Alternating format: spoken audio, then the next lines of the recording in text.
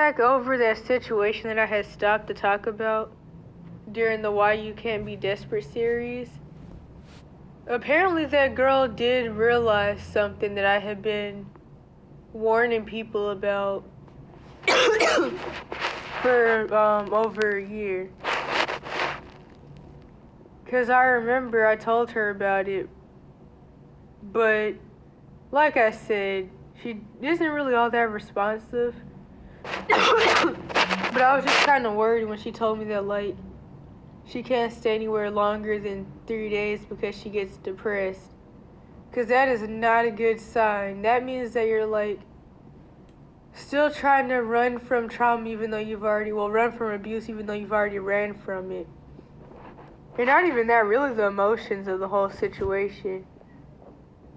But apparently she did eventually realize, after having to stay somewhere longer than she wanted to, because I think she couldn't find a ride out or something, can't really remember, but that helped her to see that she was just still trying to run from emotions and run from herself. The way when I think about it, I think about the Bob Marley song. That's what I think about, the whole "you're running away." Because my dad used to listen to it every single day. I mean, I can see why, but yeah, literally every day, all day. That and Adele while crying, while we both be crying. That's what it makes me think of, but I actually like the way she said it, even though I can't really remember exactly what she said, but it was something like, when you keep trying to run from yourself and your emotions and the trauma, you end up tripping on your own feet, something like that. And like I said, she's of course really smart, but the trauma situation she's in is still always going to be bad. And Slab City still is pretty much a cult. And it's just another place that a bunch of risky and dysfunctional people can pile up. And of course when I say dysfunctional, I'm not trying to I'm not trying to act like I'm functional, but it's one thing to like be messed up from trauma, but I'm talking about like, obviously kind of like I said, risky people piling up in one place.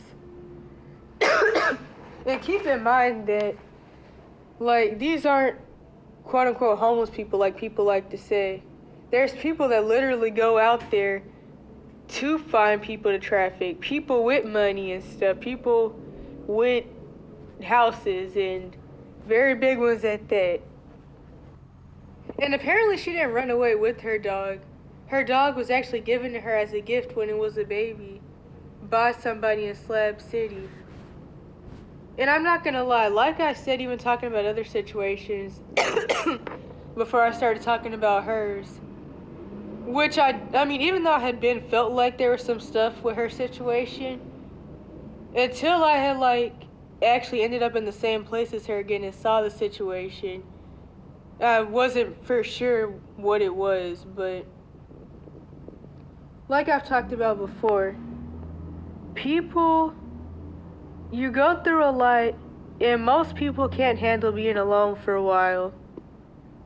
And also, I mean, life is just really hard to navigate. I'm not even gonna lie. So people get desperate, they get boyfriends, they get girlfriends, they get quote unquote friends. And they may even feel like for once they finally feel seen and valued. And like she says, when she ran to Slab City with the other people, that was the first time she ever felt cared for. And of course, like I said, she claims that this last time, back when I was there, and even before then, this last time of her going was her best time there, because she got to stay in a friend's car, quote unquote. And then eventually, she did for once say, me and my partner, blah, blah, blah, blah, blah, blah, blah. And actually, to add something onto that, it makes sense though, because usually, from what it sounded like, she wouldn't stay with people. Every time she would go, she would just camp somewhere. And there's not really any trees in the town. I mean, not really, because it's literally the desert. I mean, there's trees, but like, not like a forest. And so she usually would sleep in a hammock, but there aren't really a lot of places to put a hammock there. So she would usually just like sleep on a mattress somewhere with a cover, or like in a sleeping bag on a cover. And I wouldn't want to do that in the desert either. But I guess that's the thing about having a tent. Definitely not there, because what I'd worry about is the scorpions. I actually didn't see any while I was there, but I was told that there are some. There's also like some spiders that look like, I don't know, I heard that they have like fangs or sharp teeth or something. I don't know how true that is though. But that sounds scary if it's true. So I can see why this time would be her quote-unquote best time. But I feel like that could mean so much with the situation. So much things that aren't good. But it's still kind of interesting though. Because I feel like even if she was like nervous about really staying with people, I feel like if she really would have like asked, there's probably some safer people that she could have stayed with, not gonna lie. Especially with all the time she's been there. And it makes me wonder how long the Nate dude was around, but I mean, even like I said in the other videos, apparently Nate's been there a couple times before he even has the ex-wife who was 15 that he used to stay in his old camp with. Or maybe that's still where his camp is, actually. But either way, I don't know. I just kind of find it hard to believe that with all the time she's been there, she hasn't found anyone safer. Which makes it sound like maybe it wasn't the best place, but I don't even know. Because she stayed in a camp. She stayed in a camp that people were telling me, quote unquote, specifically is for people like me and in situations like me, or like what they were accusing me of anyway. So I don't know, it's just like I've said before in other videos, people are half safe. Wait, no, not even that part. Just ignore the mucus buildup. But not even that part. What was it? What did I say? Dang, hold up. Okay, I remember now. So what I said was,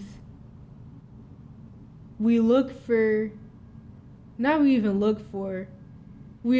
the people that are safer and run to the people that are more risky.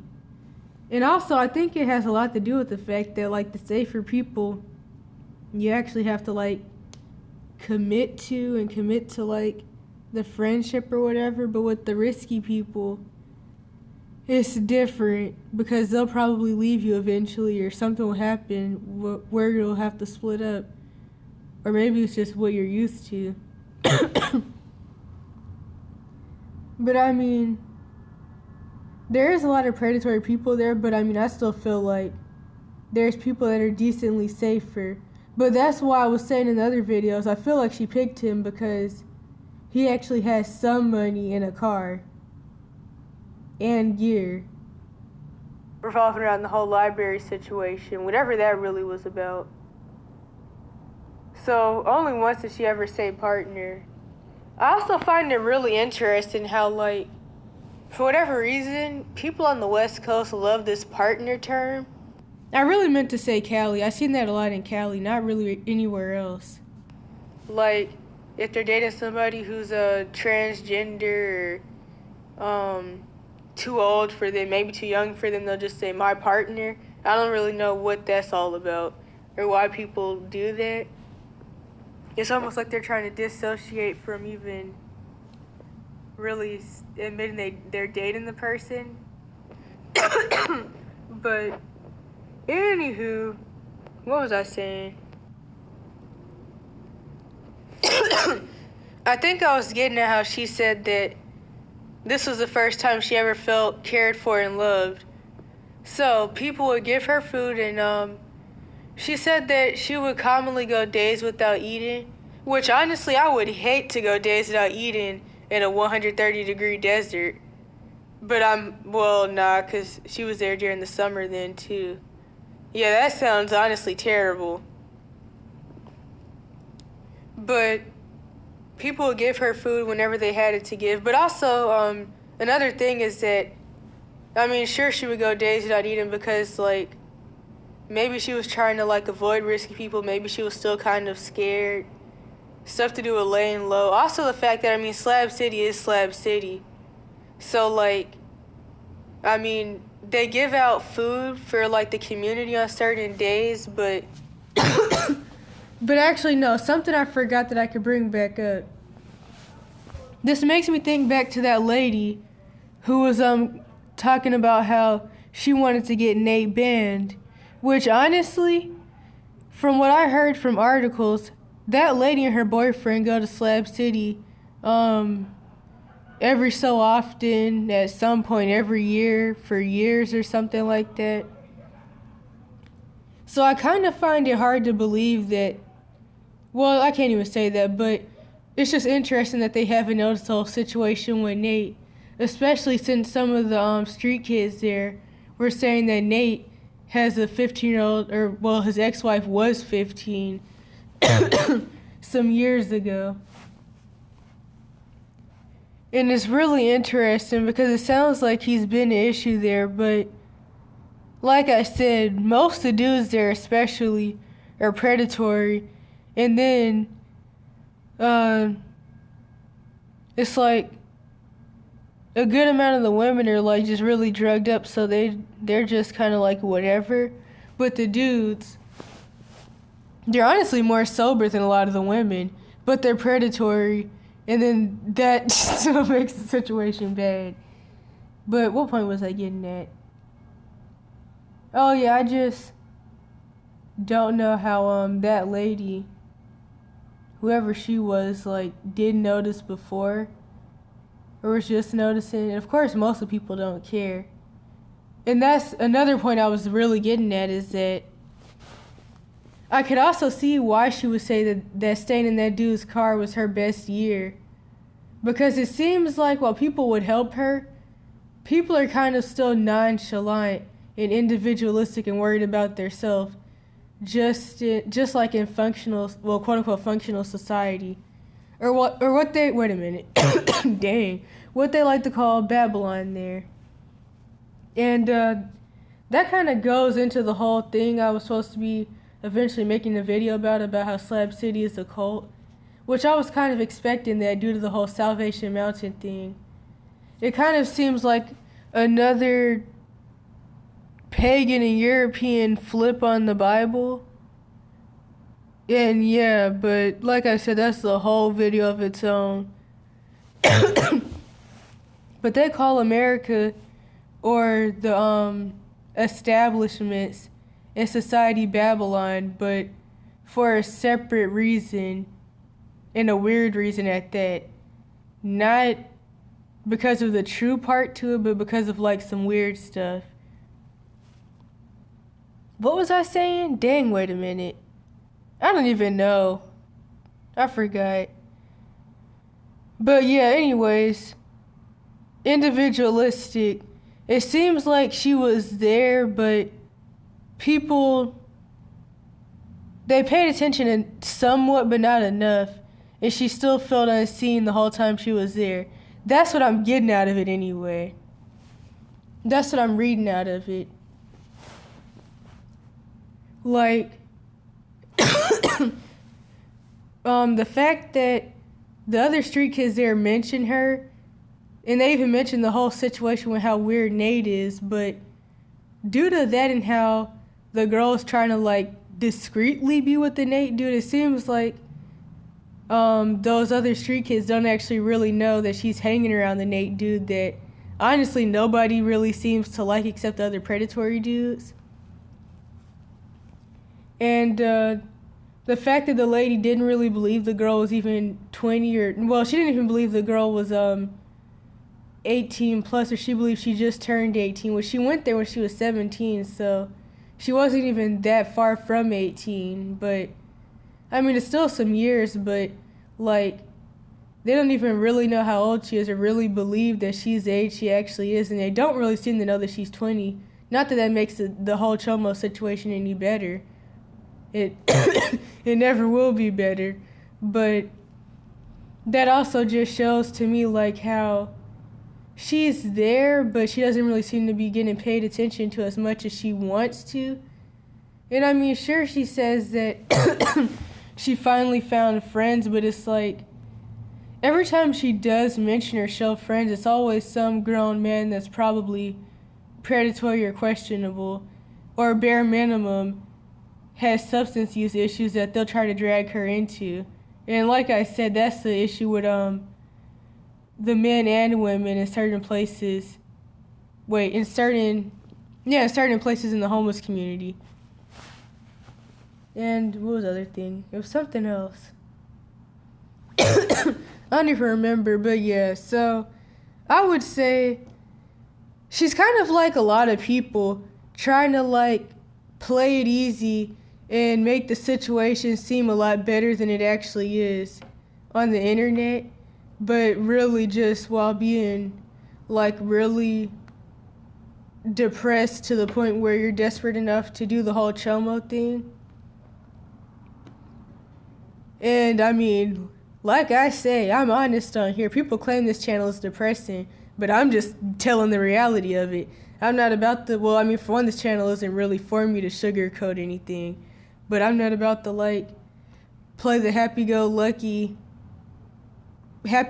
world. I don't know. I don't even know what to call it. Sunshine and rainbows. What do people call it? La La Land? I'm just going to tell the reality of what goes on. Like, there's breakfast, but you usually have to pay for that unless you, like, do dishes for it or something, which that's what I did. But other than that, I mean, it's an off-grid community. There's not, like, buffets. In fact, no. I think I forgot to mention that there was this one lady there, and she was talking to somebody. And she was like, people think that because this is called the last free place, that means that, no, that's not even what she said. She was like, we need to stop calling this the last free place and stop putting emphasis on free place, because the youngins come out here and they think that means free food and free drugs and SHIT free. And what else did she say? It was some bull crap. But yeah, she was like, they think they're going to get everything for free. I feel like that was kind of targeted at me too. But I mean, I feel like I should have just been told that, like, the coffee wasn't free. Although one thing I will say is that if you have options, like, I wouldn't advise eating food there because there isn't really places to wash your hands, because there has to be a lot of water conservation. Some of the water tank water tastes like battery acid and mold. Because, I mean, that's the things that are going to happen in situations like this. But you just, I don't know. If you have to eat it, eat it. But it's like, if you don't have to, don't. What point was I getting at? Oh, yeah, so this makes me think back to how she had to go days without eating. So it's like, sure, they give her food sometimes, whatever they had, but it's like, I don't know, I feel like it's as hostile as the real world sometimes. Or Babylon, as I like to say. Or something, so I could see why she would go days without eating. That's honestly another reason why I wouldn't advise running away to some place like that. Not even just Slab City, but I wouldn't advise running to, like, any off-grid community. One, because it's likely to be really risky and culty. The same reason, or a similar reason, I wouldn't advise staying in a homeless camp. I wouldn't advise staying in a community of other homeless people. And I wouldn't advise staying in a community of risky people who commonly are kind of, like, just lost in life and, like, don't really have aspirations, and they're predatory. And I mean, sure, that's not everybody there, but the people there who aren't like that or who don't have some issue going on that they're trying to avoid really fixing, they're kind of like scared, hiding beneath the shadows. Like the people there who aren't like messed up or whatever, like really messed up, and they went there or they moved there years ago with retirement money, and when they moved there it was still okay, but after a while all the predators started coming to like do whatever, and then the people came to do the raves and the drug stuff and drugging people on LSD, things like that. And honestly, it's really interesting because she could have laid low where I spent most of my time, even up until I came where I'm currently at. And there was a youth resource center. I mean, all you really have to do is lie to these places and say that you're 18 plus anyways, but that's like free meals every day, showers every day. I mean, laying low is a serious thing, but also keep in mind that you could find loopholes or go somewhere with youth resource centers and still just say you're 18 or whatever and use a fake name and fake age. I wouldn't advise telling anybody in the homeless community, or really, I just wouldn't advise telling people your name anyway. But yeah, you could still do that, and like laying low doesn't have to be like crazy hard. I personally never went a day without eating while laying low.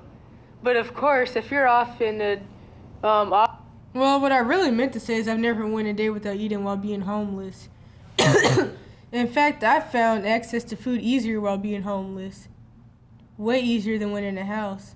Off-grid community in the desert, or you're like, I don't know, just something like that. It actually does make things harder than they have to be. And I'm just saying this in general because, like, honestly, a couple of people have thought that Slab City or Skid Row, I don't know why Skid Row, but they think that those are good places to run to, but honestly, I wouldn't advise it. In places like that, police are actually there all the time, looking for, well, I don't know about Skid Row. I mean, sure, they'd be there, but not for the same reason, but Slab City, they'd be there looking for illegals and just people to lock up, whoever they can, pretty much. So I wouldn't advise it, but places like that just make things so much harder. Like, if you learn to forage, it would be better to, like, hide in the forest somewhere because there's pretty much food all around you, especially if you have good camping gear and you have, like, flint and steel, whatever the other thing is called, pot, know how to make a fire, or keep the fire going, because really, it's not even always just about making the fire, it's about keeping the fire going. But I keep bouncing all around the point. It's still just really upsetting to me that people, well, let me not even say that we have to, we being everybody still, we have to, like, either lie to ourselves and accept whatever we think we can get until we become like what hurt us or worse, just to survive around the people.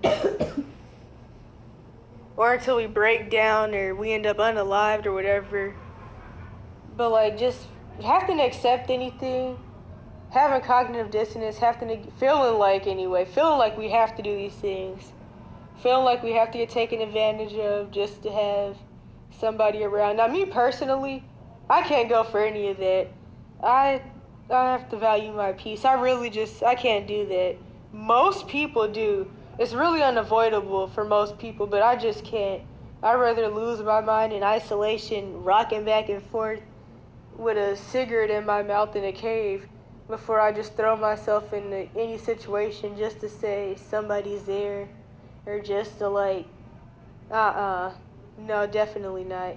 And honestly, I don't even know how people do it. Like, really? I just can't see myself dating a chomo. Like, I'd probably just be throwing up every time they no. I just can't. I don't know how people do it. And like I said, the unfortunate thing about people, especially raised in the West Coast, is that they're taught to think that a lot of things that aren't okay are okay. And it makes them not see predatory or risky people as risky or predatory people because everything goes. And it's really messed up. I mean, like I've been saying for years, kids are now taught that safe people offering safe spaces are adults that are trying to get you to do a whole bunch of weird sexual stuff that honestly wouldn't benefit you at any age. Like, none of it, not even that. That's not even the point. Just adults trying to, like, drag you into safe spaces that all revolve around sexual things. And it's like, it teaches people that chomos are the people that care about you and to hang around. And it's really unfortunate. And, but like, the way I see it, if I can't get treated how I want to be treated, I'm just going to be by myself. Since a lot of people, or most people, have already been essayed, and some people don't actually really understand, like, they never understand that it was really wrong. They don't even see anything wrong with being in the situation all over again, especially with the legalities. Really at any age, but especially with the whole legalities, because they feel like, oh, well, once I turn 18, it doesn't matter if I'm dating a pedophile. And that's not it either. And I know that people, like, they want someone to play the parent role, but it's just not worth it. For the spiritual slash mental sides from the ritual, and just the long-term effects, because it's all superficial. Like, if they could get the person they really want, unless they're really actually attracted to people that are too young for them, they'd leave you in a heartbeat. And I already talked about this in the whole Why You Can't Be Desperate videos, but I still feel bad about the whole situation. It's all really messed up. And that's why there really needs to be actual safe spaces with real safe people that people can go to for, like, real help. I'm not gonna lie though, this specific person, I don't really know why they avoid the youth resource centers. I don't know if it's, like, revolving around the whole worrying about not fitting in thing. And I mean, I have the same issue, of course, but that's still kind of irrelevant. It would be better to go hang out at a youth resource center than to hang around a whole bunch of risky chomo grown men all day, and just addicts in general. And I'm not trying to, like, be rude to people that have substance use issues, but in the homeless community especially, well, no, this is an issue of society in general. And so the way it shows up in the homeless community or places where people have a lot of drug issues going on is they see the homeless kids and they're jealous of you. They're jealous of you because you haven't fallen apart yet, or at least most haven't, because these foster kids especially, a lot of them, they've been on, like, heroin and all those other drugs since they were 8. But you haven't fallen apart yet. You still have teeth. Your face is still attached to your skull. Probably not out of your mind yet, or at least not completely. And these older homeless people that are really messed up, they get jealous of that. These specific predatory ones. So what do? The same thing they've been trying to do with her there. One of them is they try to get you to start doing substances. Now, of course, the chomo dudes around her are always trying to offer her drugs and stuff, and alcohol, or sneak alcohol in her cup and get her to drink it, because they really... In fact, I don't even know if I mentioned this. I'm pretty sure I did in the Why You Can't Be Desperate video.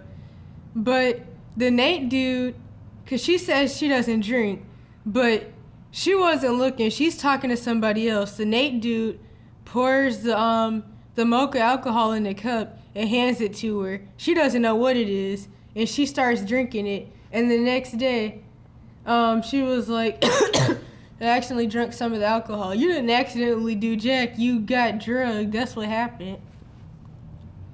You got drugged and you're trying to, like, act like you didn't get forcibly drugged. They really want to get her knocked out so they can assault her. That's what they really, really want. But I also want to speak in general because this is a big issue in the homeless community. Not just necessarily that part, that's like with really predatory people, but overall people wanting to drag you into making the same mistakes that they made because they want you to be miserable and messed up like they are. That's the point I was trying to get at. This even makes me think back to the other Nova girl from Soft White Underbelly. Don't go to her Instagram unless you want to see some upsetting stuff, but if you go to the YouTube, which is less bad, you'll notice that a lot of the comments, it's not even, well, it's chomo men and women, for one. It's boys and girls her age or around her age that also want to get with her. And it's also women especially that are in the same stuff, the same mess, that are like trying to hype her up about it, and they're trying to drag her deeper into it and say things like, get your money up, girl, and like, And at the end of the day, I don't even like the term prostitute because, like, sex work isn't real work, but still the question is, how much of this stuff is really her saying, or her going out somewhere and saying, okay, I'm gonna do this? How much of it is like a social worker or somebody else making her do it? That's another thing with it. But yeah, so that's another reason I make these videos, though, in hopes that the people who need to see it will see them. And they'll, like, just do what I do. I mean, not completely, but I just have the mindset to not fall into the traps that people usually fall into. And I hate saying it because it sounds arrogant, but it's honestly just the reality. And this is something that's worth sharing with people. If I could at least share what little stuff I do know, so people won't fall into the usual traps that'll just lead them down a darker path. Because, I mean, think about it. I mean, like, what I really worry about with the first Nova girl is, like, let's say, honestly, it's probably already happened and she just hasn't said anything or was, like, drugged up. But let's say these dudes finally do to her what they're really planning on doing. It's like, that would cause her so much more trauma and stuff. And with all the stuff that they do and say in front of her, I can only imagine what type of talks they have with each other about her behind her back.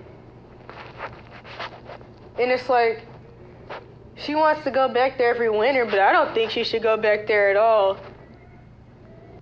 And honestly, it's just really scary because it's like so few people are safe, and it's like, I mean, not everybody's a full-blown perpetrator, but there's half-safe people, people that are decently toxic, and then people just not wanting to get involved, which honestly, those people, they commonly have a lot of issues anyways that you would really see if you get to know them, so I wouldn't even worry about them. But it's like I just keep saying, and I mean, I'm trying to figure something out, because,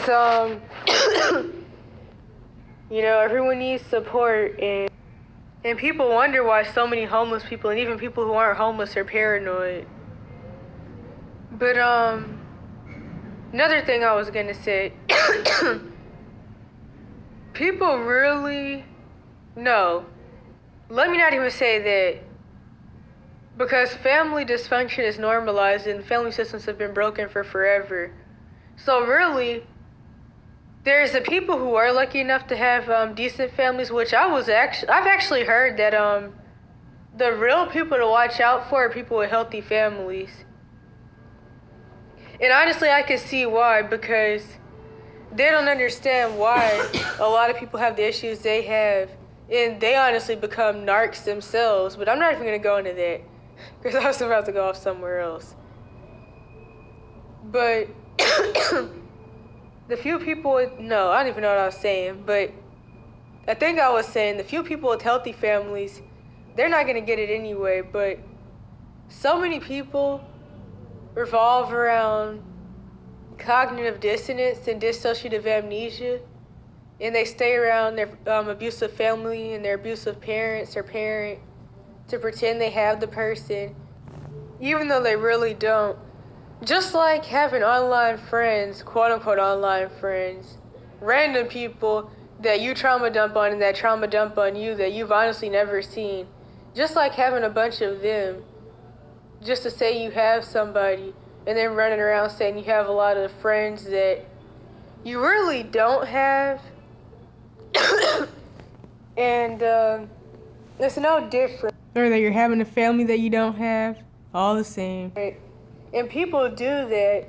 And so, like, the people who really are out here, like, thugging through it and pushing through, trying to find their God-given purpose and seeking truth, or even the ones who, like, don't even know about that or don't even believe in that part, at least not yet, and all they know is that they're out here alone in the world and they've escaped their family or being kicked out, or they were in the cash for kids system, higher or lower level, but I specifically think of CPS right now, and they're just out here quote-unquote running, being a quote-unquote streetwalker, not as in prostitute, but I don't know, I've had somebody like insultingly ask me if I wanted to be a street walker for the rest of my life. And I was just thinking, isn't that a term for prostitute? But people always have some crap to say, but what was I saying?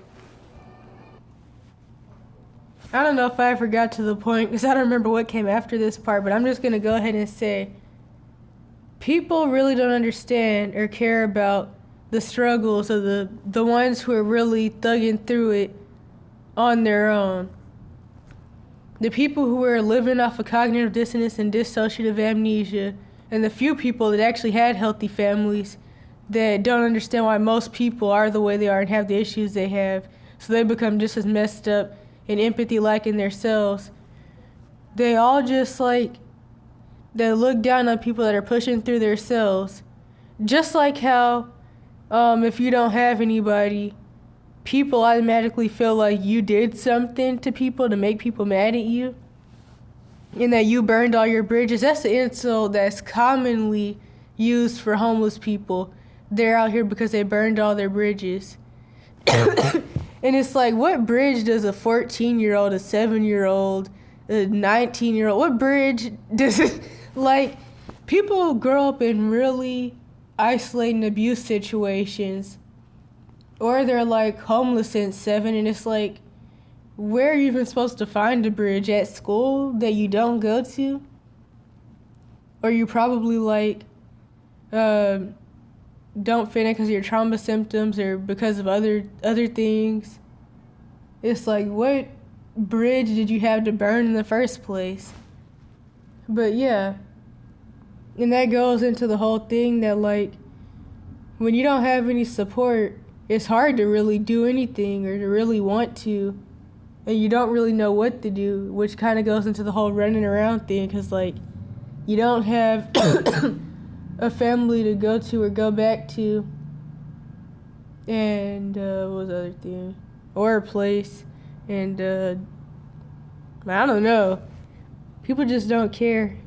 People who are doing those things, the cognitive dissonance life, or I'm one of the few people that actually had a healthy family, so the reality of the world isn't real to me.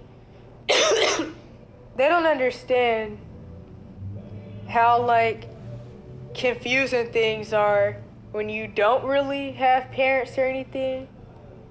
And like I've already said, when you're on your own, or you're a homeless kid, pretty much if you're a kid that's homeless, or maybe you're like somebody that somehow managed to figure out how to get a place at 16, or find someone to let you illegally rent a place at 14 or 17, or you were able to get a place at 18, or you're renting a room or whatever.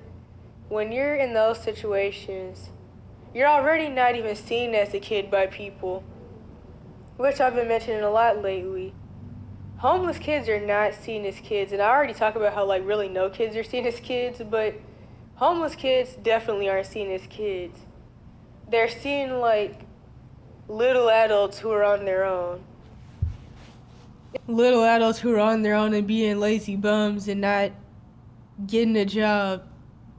And it's still all superficial because nobody ever sees me as grown unless they're like either making up an excuse for some chomo or they are the chomo.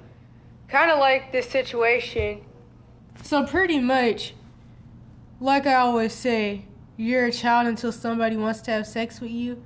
Like, only not being seen as a kid when the situation revolves around something sexual that shouldn't happen. Where this chomo dude, he was about 55. He came up to me in the wheelchair and he was like, "And you still have teeth." No, that was somebody else that said that. See, because I'm getting them mixed up. That was somebody else that said that. But this situation, this happened a couple years ago. This is the one that was like, "I know you have a flat stomach." And it's like, I left so much stuff out because I was forgetting, as usual. But the "I know you have a flat stomach" dude was like, he was doing the thing that chomos do, where they refer to themselves as a young man in their 50s or late 50s. And then he was like, "Do you even like boys?" And it's like, you're not even a boy for real. But whatever. And then there was another situation that I'm pretty sure I forgot to mention, where someone else in their 50s, maybe their 40s, maybe this one kind of looked younger. I mean, he looked better than the other dude, but still no. Honestly, the first dude I mentioned was more sane than this dude, which I'm not even going to go into that. But this dude, he was like, people are staring at me right now because they're jealous. And they see me talking to you and they're jealous because they don't want a young man like me to get with a beautiful young woman like you. And it's like, okay. I mean, he wasn't ugly though, but he was out of his mind, so it's still whatever. He was a schizo narc. Man. And that's another thing that goes into chomos and age regression. Because I've had so many chomos come up to me and refer to themselves as young men. And like these, they're not even in their 20s or anything. They're literally 50. And I'm not saying that that's like an exaggeration. They're literally 50. That's another thing with the whole people dating chomos out of desperation or because they just see nothing wrong with it because of the brainwashing. Like, a lot of these people aren't even cute. Especially when I was in North Carolina and the shelter staff dude with the family shelter, he was a chomo pedo. And he was dating. I remember everybody kept telling me that he was a pedophile, and they were like, yeah, his girlfriend's, she's like your age or around your age. She's like 15, and they have a kid together, and she brings the kid up here to see him. And then this other dude was like, actually, it's not even his kid. She said it was his kid, but she actually cheated on him, but he still takes care of the baby. Like, you're getting played. I would never let that dude watch my baby. And he was mean to me, too. And that's another thing with chomos that I mentioned before in plenty of other videos. This kind of goes into the whole thing that I've said before, which is that, hold up, wait a minute, because I got a lot of mucus build up. If you'll hit a kid, you'll have sex with one, too. That's something else I say pretty often. You'll rarely find a pedo who's actually nice. They commonly have so many issues due to their trauma or sexual addiction or both that led to their paraphilias. And so they may have a personality disorder. They're commonly a narc or a quote-unquote narc or a quote-unquote sociopath. Or they have BPD or they're schizo or something else. And they're also commonly really violent. It kind of makes me think back to the whole thing with which is because sexual addiction makes you objectify people and it breaks you down to base value where you don't see anything wrong with beating on people and choking people and stuff or getting choked, because that's what happens with sexual trauma, sex addiction, because the sex addiction usually comes after the trauma or even severe neglect, and then you get broken down, the spirits come in, you objectify. Like if you want to become a serial unaliver, all you have to do is watch porn for a month, and that right there, you'll be running around talking about eating people and stuff. Boys being raised to become predators and them being raised on corn, which honestly, really all kids are. Everybody is these days. Like I've been saying for years, childhood sexual addiction has been the real pandemic, but that's besides the point. Yeah, there used to be this saying, quote unquote, if a boy hits you or beats on you or bullies you, that means he likes you. That's what this makes me think of with these trauma dudes. Because, like, the age range that they're attracted to, they'll fight them, they'll beat on them, they'll curse them out, like this staff member did me one day. In fact, I remember he used to be sitting in the van and we'd be, like, standing out in the cold and the snow, and we'd be like, dang, when are they gonna let us in? It's past time. And when he'd be scrolling on his phone, people would be like, he's scrolling on his phone looking at kids on Instagram. I keep having to pause so much because I keep getting mucus buildup, and then it like screws all my words up more than usual. But that's why I really don't like living indoors, because it's like every time I stay indoors, even for a little while, I always get sick. Because I really just can't take the building chemicals and the poor air quality and the mold and stuff. I actually was sicker some weeks ago. And the unfortunate thing about building sickness is that it's an ongoing thing. It doesn't go away unless you leave. And for me, it doesn't go away unless I'm back outside. But, what was I saying? I'm supposed to be getting somewhere. Oh, yeah. Because I got off topic over and over again, and I never finished the last 32 sentences. But more recently, I was getting to the fact that the chomos that people are getting with, they're honestly not good looking. They don't have anything going for themselves usually.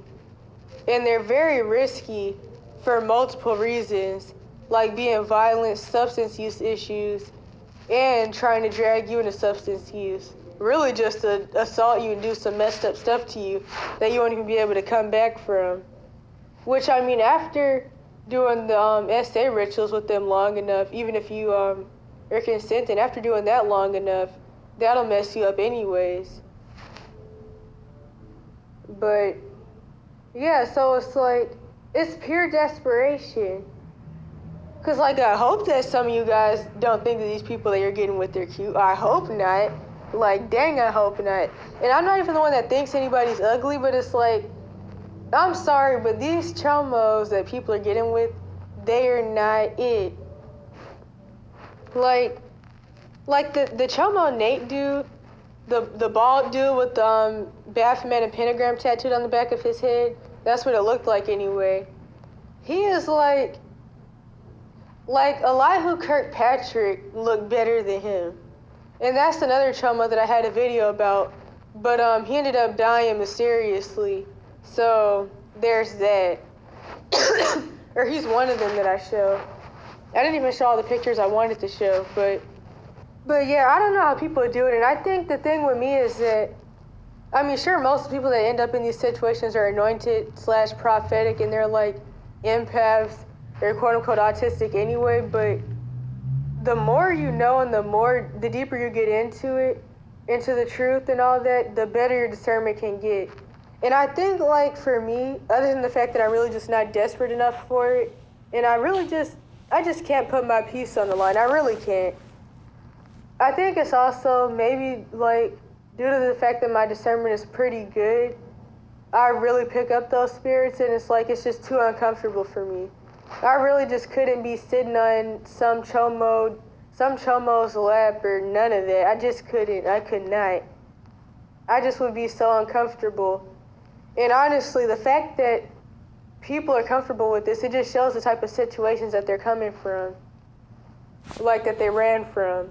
Honestly, it shows what type of society we're in, that people are comfortable with it. The people around and the people doing it. And then one of the upsetting things that people sometimes mention and use to blame the kids is that when you do say something to the kid, they don't listen and they don't really care.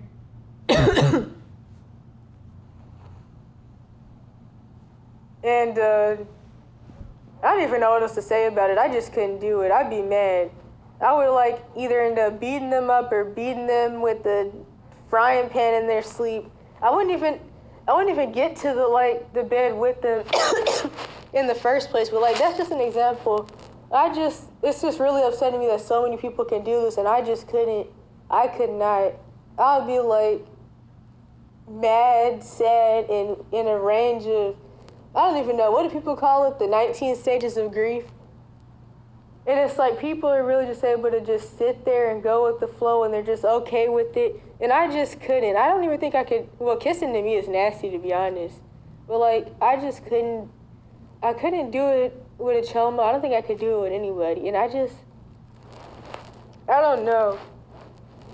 I just cannot really, like, I would have to be having a really bad day. But then, even then, I wouldn't do it. Even if I thought about it. If I was feeling really desperate for whatever reason. I just couldn't. Like, I don't know. I really have to go on a rant about it and think out loud. Because, like, I just couldn't. And that's all I can really say. But yeah, I don't know. I feel like it would just make me really, really sad and depressed. And that's why a lot of these kids, male and female, are sad and depressed, or more sad and depressed. Because, like, the spiritual ramifications of it that nobody cares about or understands. I mean, that and the fact that they even, like, don't have anybody to the point where they feel like they have to do this. But yeah, I don't even know. Did I even ever really get to the point? I'm so all over the place because my blood sugar has been off the walls. Not off the walls, under the walls. Behind? I don't even know how to say it. But not good. Honestly, I feel like the building chemical thing gives me flare-ups more with that. But it's weird. It's like weird iatrogenic metabolic issues with like some autoimmune stuff to it. But yeah.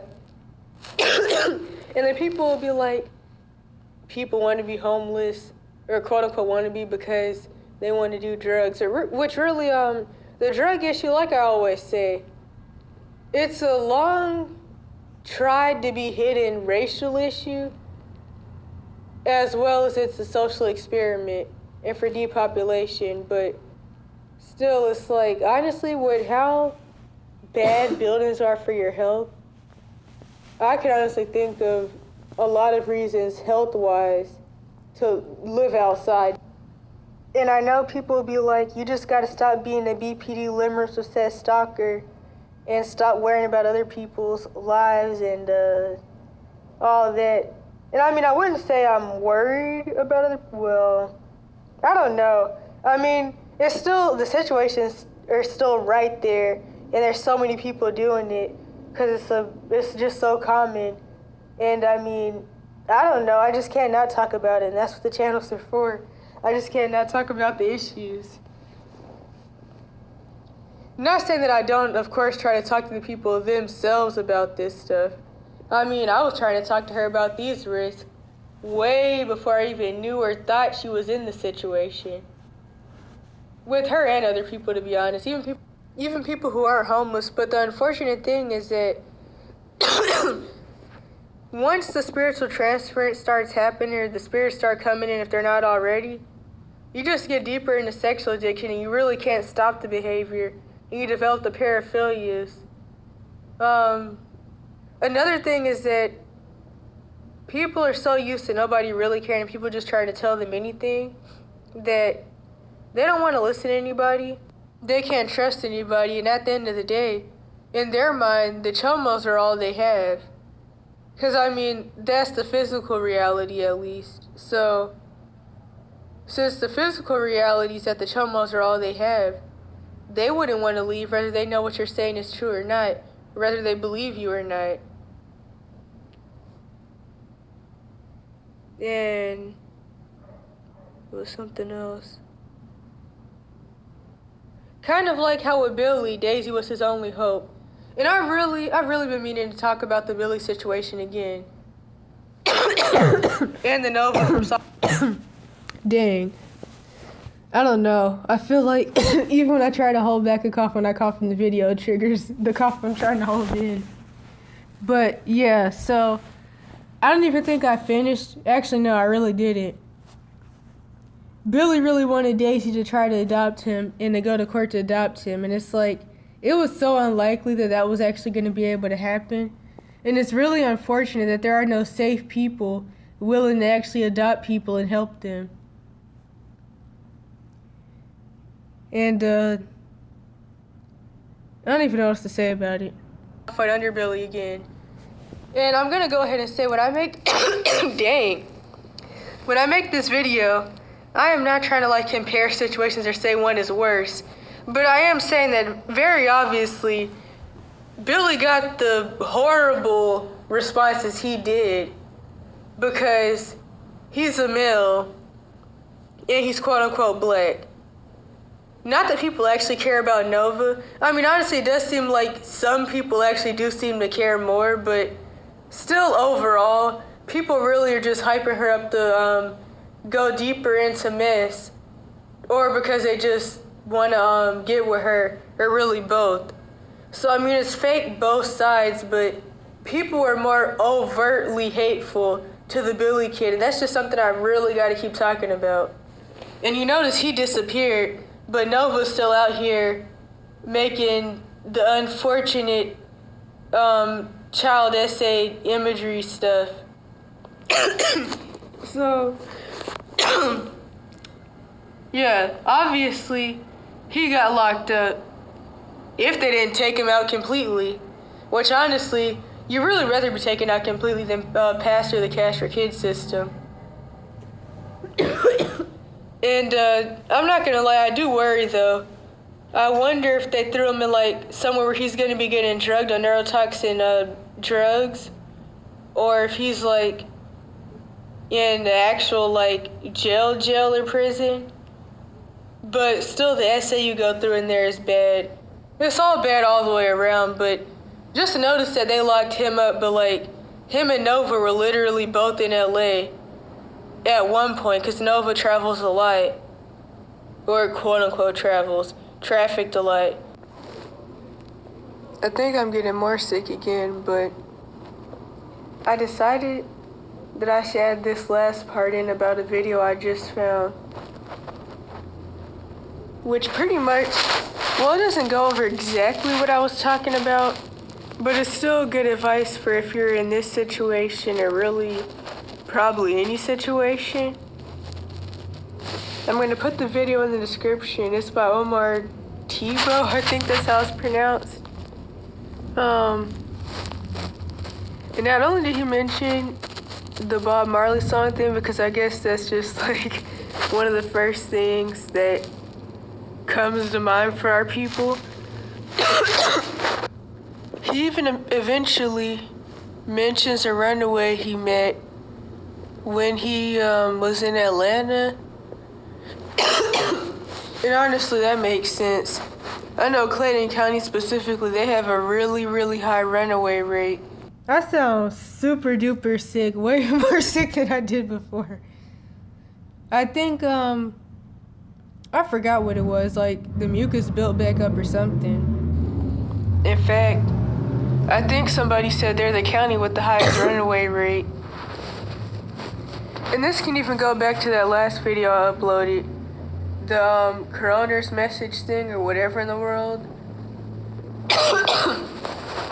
And another thing I can say about that, though, is that Well, actually, I don't even know why I mentioned the Atlanta, Georgia thing, because the runaway dude was from New York. So, all over the place. As usual, the police are leaving out a lot of stuff. It's actually a really suspicious situation because none of it really makes sense. Okay, wait a minute. What did I say? Because I'm actually kind of confused because I'm not really listening. I don't know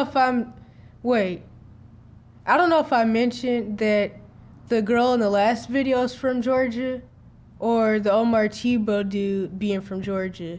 Because actually, that dude that Omar met is from New York, and I guess he moved to Georgia at some point. Don't know if it was while he was still laying low or not. And I noticed the lady's talking about grown men and stuff, but it's all really confusing because it's like, whose house was she in that burned down? Was it the two girls' house, or were they all foster kids who were homeless? So, yeah, the whole story is, of course, a mess. They're never going to tell the real story anyway because they don't want people to actually focus on real issues because the news is there to brainwash you that's the whole point of the whole media. So, yeah, but anyways, the Omar video is going to be in the description. It's also going to be in the playlist about, I don't even remember exactly what I titled it, but something vagabond spirit, because a lot of us end up getting this generational and from trauma, and especially people that get kicked out or have to run away, or the foster kids, because being in foster care is being homeless, and commonly you're gonna have times where you're like living outside or where you just get dumped out. I mentioned this dude I met that was homeless since 7 in LA, and he got dragged into the military. I actually mentioned him a couple times, and of course the military messed him up more. But it was because he had a Jezebelic mom that hated men and would kick him out. And of course he would get arrested and tortured by the cops for being homeless at 7 and even charged, even though they knew he wasn't allowed to go home because nobody cares. But usually people that are homeless at 7 are foster kids.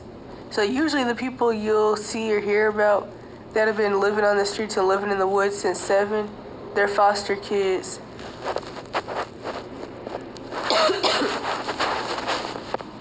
Although I have heard other stories of people being kicked out at 8 and like having to live outside at 8 that are just living with their parents or their mom. But anyways, the vagabond spirit is a real thing, and I mean, I'm not gonna lie, it makes sense that even people that are literally calling themselves vagabonds would get it. But the whole reason for that, well, actually, no. I think I titled the playlist Orphan Spirit, Vagabond Spirit, and something else. Because Orphan Spirit is really hard to get when you, like, obviously have no parents. And I'm not even gonna lie. It's how I feel a lot, and it's how, like, most people in these situations feel. And it's like, it's easier to really be able to do things when you have not even just help, but like I said, I think a year ago or something, I don't even know, when you feel like nobody cares about you, or when you like don't know anyone that cares, it like what's the word, you have less motivation to do stuff. And then there was another thing. Then still, the not really knowing how to do things and not having any help. And my stomach's growling. I don't even know which video I mentioned that in, but I'm pretty sure I mentioned the whole not having help and not knowing how to do things somewhere. But yeah, watch the Omar video. Watch the videos in the playlist in general. I'm not gonna lie, some of them I haven't watched yet. And I usually try to watch videos first before I put them in a playlist, so it's not like something crazy or something that's not really the point. But yeah. Okay, so I stopped recording, and then I realized that I still never got to the point. I swear this video is probably going to be so all over the place. I haven't watched it through yet, but I feel like I'm all over the place. I feel like I usually am, but probably, I don't know. It's like, I guess once I seen that it was already 40-something minutes, and I was like, let me stop recording, but I wasn't even done. So, so back to the Omar thing. So he met a dude that ran away at 14 in New York. And like I said, even when I was in Manhattan, there's a lot of homeless kids there, and I talked about some of the crazy little weird insults I got from the pro-trafficking police that they were pretty much just like victim blaming people. And the topic wasn't even homelessness. The topic was how they don't mind trafficking people. And they were saying that the kids that they get sent back to trafficking and all that just have a victim complex, and that me and other people can do anything we want to do. In fact, that was before I even knew about them, the fact that they sent Nova back to trafficking. The issue was what they were trying to do to me. But that Nova girl from Soft White Underbelly, they did the same to her.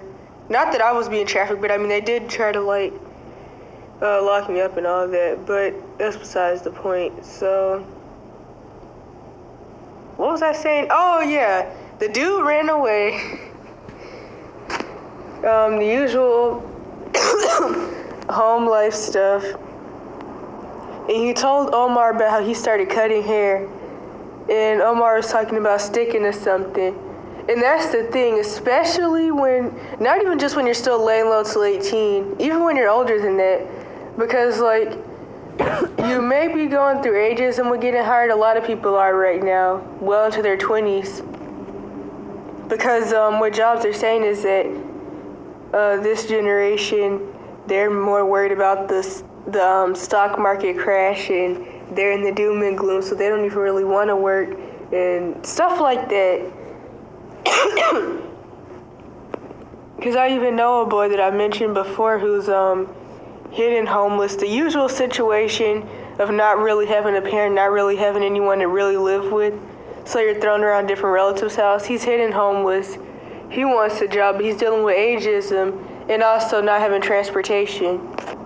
And I'm gonna make a video about this again. I actually was, because I uploaded a short about job ageism, and they're asking me what was I doing and where's my work history from the 2010s. Of course now too, and it's like, well,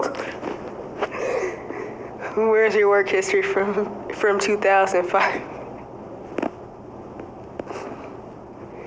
Honestly, you know what?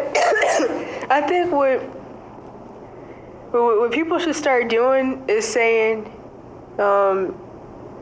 in 2007, I was vigorously fighting to remember how to breathe and how to cry, and in 2005 and in 2005 and 2006. I was in the heaven realm being prepared to be sent to earth to deal with my because you definitely won't get the job. They'll be like, yes, they're traumatized. But, okay, I'm off the point again. I'm trying to stay on the point. I'm really trying. Okay, so I'm just going to go back to the point. Don't know what I was last saying, but I'm really trying to finish this. So, the point I was going to get to is that if you're not old enough to work, like in general, if you're laying low and you can't work, and if you're just young and people are being funny towards hiring you,